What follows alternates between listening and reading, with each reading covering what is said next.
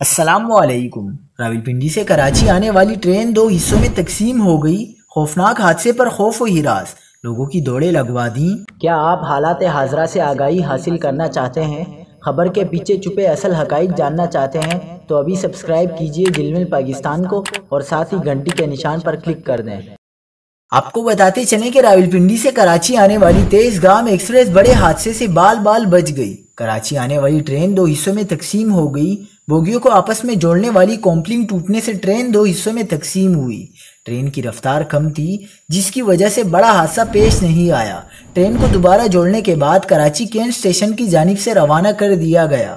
Railway انتظامیہ کے مطابق ٹرین تیز رفتاری کے سبب ایک ٹریک سے دوسرے ٹریک پر جاتے ہوئے دو حصوں میں تقسیم ہو گئی۔ مسافروں کو متاثر ہونے والی ایک بوگی سے اتار دیا گیا۔ حادثے کے سبب حیدرآباد سے کراچی کی آمد و رفت معطل ہو گئی تھی۔ ٹرینوں کو حیدرآباد اسٹیشن پر روکا گیا تھا۔